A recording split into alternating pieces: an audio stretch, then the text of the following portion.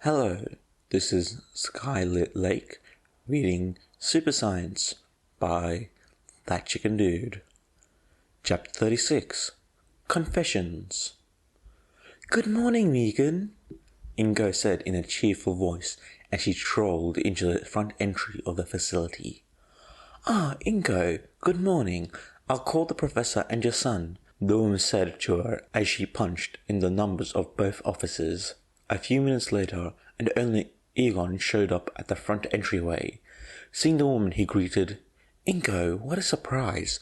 What brings you here? Just to drop off some lunch and snacks, she told him while placing 2 bento boxes and a box of assorted donuts in his arms. Looking at the lunch, he commented in surprise, Geez, Izuku must be a big eater if you packed him 2 bento boxes. Ingo waved off the interpretation and told him, Oh, don't be silly. One's for Izuku and the other is for you. Egon was shocked by the gesture and told her in a baffled tone, For me? Wow, Ingo, I don't know what to say. Thank you. She smiles at the thanks and motions to those donuts as she says, I also brought some donuts for your staff. I couldn't make bento boxes for all of them. She told him with a sweat drop, a tired look on her face, showing it took a lot just to make the 2. Seeing this, he reassured her and replied, I'm sure they'll be happy. Thank you again. Ingo looks around the area and asks, Where's Izuku? Held up in his office, Egon answers while giving the donuts to Megan to bring to the other staff. Keeping him busy, she asks suspiciously. Keeping himself busy, Egon huffs with an eye roll. Surprised by this, she then said with pride, He must be your most diligent employee. Too diligent if you ask me, Egon commented on his head, knowing how hard he was pushing himself. Egon wondered if he should tell Ingo about what was going on, but has no idea how to bring it up. He wondered if she noticed or if Izuku had even told her a thing. He knows he should, he just has to find the right time. However, as he was in deep thought, he couldn't help but notice a few things about Ingo as she stood there. She had a new scent on her, maybe a new perfume or shampoo. Her hair was more shiny than usual, and the way she would move it, it almost looked as if sparkles were being shed. Then her face, her full cheeks, her full glossy lips, and her dazzling eyes. She was beautiful today, but then again, she was beautiful no matter when he saw her. Then Ingo spoke, and she shook him out of his daydreaming as she said, Well, tell him I was here, and that I love him. Keep up the good work. Sure, and thank you, Egon replied, a bit quickly, mentally disciplining herself for it. Sometime later, when he was finally having lunch, Egon was shocked and amazed by the meal Ingo had prepared for him. It was so cute, with the carrots and tomatoes cut into little flowers, and the rice balls were shaped like pandas, and the sausages were cut like octopus, and the noodles were so soft, and the tempura was grilled to perfection. He wondered if Izuku got the same thing, or if they got a similar one. He'd have to find out later. Though, before he could chow down, a familiar woman burst through his office and yelled, OMG! Kneeling, falling off his seat and saving the bento, Egon breathed down his racing gear and exclaimed, Honeylemon, for the love of God, do not do that again! But the woman ignored him as she pattered into his desk. You like Ingo, she said with warning, pointing a finger at him. Before he could wonder where she got that idea, his face grew red, and his mind went blank as he argued quickly, What? No, that's crazy talk. I don't like her. I mean, I do like her, but not in the way you're thinking. This just made her smile wider at him as she tried to calm down and collect his thoughts. I just admire her and respect her as a person, and a capable woman who raises and provided for his son all on her own. She's a visionary, yeah, he stated boldly as Honeylemon just continues to stand there and stared at him with the same overly excited smile. His sweat dropped and inquired, "You're not believing what I am saying?" "Nope." Seeing no way out of this, he smiled exasperatedly and admitted, "Okay, fine, you got me. I may have feelings for her." Before Honeylemon could squeak like a fangirl, Egon stopped her and stated, "But, leave it right there, Honeylemon. She's called Mrs. Midoriya. Mrs. She's married, and I'm not going to degrade myself by going after a married woman." "Have you ever seen her husband?" Honeylemon asked him back. He rolled his eyes, then exclaimed, "He works overseas. The American dollar is very high over here, and that's not an excuse." She shrugged and offered, "Well, why not just tell her to get it off your chest? I can tell that it's been eating away at you." Egon opened his mouth to argue. Then he stopped as he thought it over. He slumped into his seat as Honeylemon watered his reactions until he turned around in his chair and told her, "Leave me to my own business, Honeylemon." She giggled and tells him, "Whatever you say, just think about what I told you." For the next few days, Egon does think about it. A lot. And it didn't help that Inko came almost every day with a fresh bento for both him and Izuku. Finally, after letting his thoughts and emotions eat away at him to the point he couldn't work, he confronted this, just as Inko left after dropping off lunch. "Inko, wait!" Egon called out as he practically bounded down the front steps of the entry. Once catching up to the worried woman, he said, "There's something I have to tell you." She quirked an eyebrow, and the first thing to leave Egon's mouth was, Egon continued to babble out more incoherent nonsense until Inko went from intrigued to frightened. She backed away and said, "What? Egon, you're scaring me."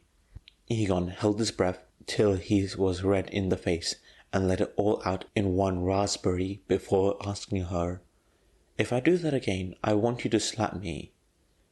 Inko nods in concern and Egon tries again. This time, Inko quickly smacks his face and stops his chicken scratch talk. He rubs his face and says, "Thank you. As I was trying to say, there is something I have to confess to you. Something that has been on my mind for a while." "What is it?" Inko asks him, intrigued once more. Egon rubbed the back of his head as his face begins to burn up. Then finally admits, "Inko, I have feelings for you, and I know you're a married woman, and that it can't work out between us.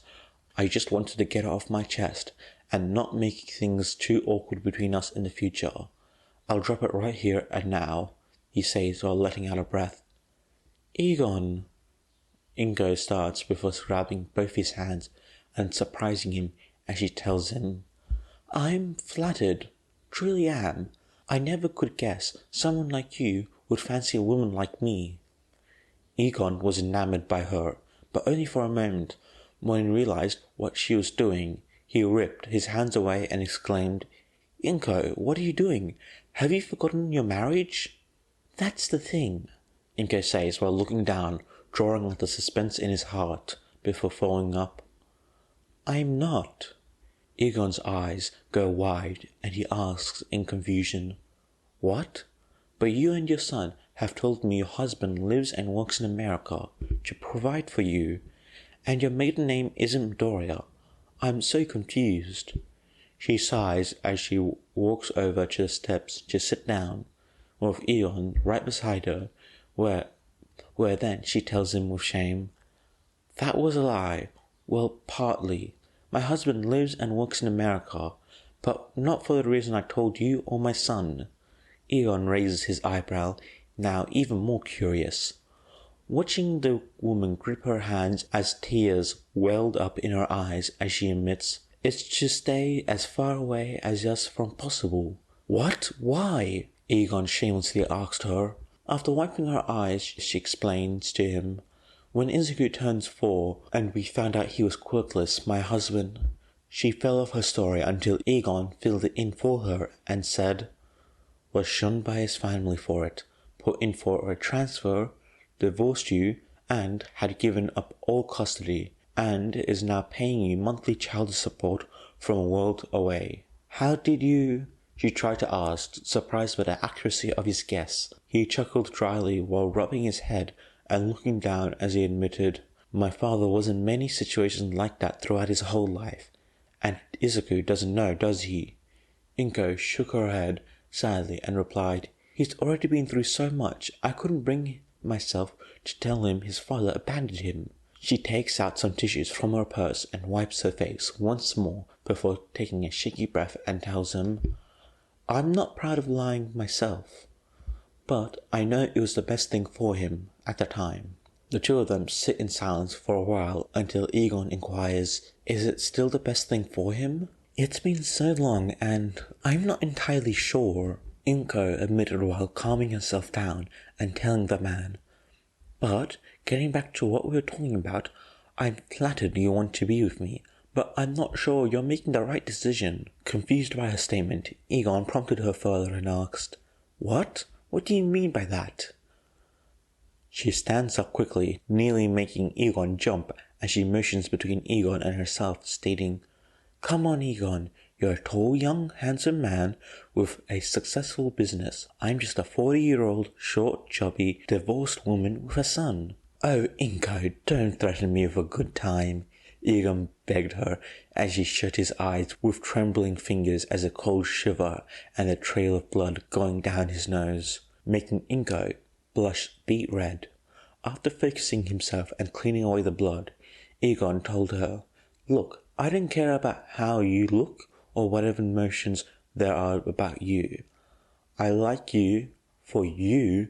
He took her hand and continued saying, "When I first saw you, it was like watching an exploding supernova, so beautiful and terrifying that I couldn't take my eyes away from it." Inko raised an eyebrow and asked back, "You're terrified of me? When we first met, you were 2 seconds away from calling the police on me, thinking I was a pedo." "That makes more sense." Inko's sweat dropped, remembering their first meeting. "But I'll be honest, Egon. I haven't been on the dating scene for a long time," she admitted in shame. "That's great to hear, because I've never been on it before," Egon readily admitted. Inko shuffled on her feet and asked him, "Do you think we can take things slow? Perhaps start with coffee and work away from there?" Egon's mind went blank for a moment as his head overheated from a plume of smoke coming off his head, as he said in a stuttered hurry, "Yeah, sure. I'm just fine with that." "Then I'll give you a call when I'm free," she tells him with a small wink before walking away. Sounds great. See you then," Egon says to her while waving by. Once she was out of sight, Egon began to make a string of strange sounds and movements before falling to his knees and melting into the ground as he prayed to the sky, "Thank you, gods in heaven." Meanwhile in the building, Honeylemon clapped hands with Egon as the two watched the whole scene with binoculars as the other Morgan triplets alongside Joe, Cluck and Otto all exchanged money for their bets. Hey guys, I hope you enjoyed this video. This is a lovely short chapter. I really loved the interactions between Egon and Inko. I mean, that was the entire chapter either way, but that last little part about doing bets, I feel like that's something that would have definitely happened if it was like real world. Anyways, I hope you guys enjoyed this video, and I'll see you guys later. Bye!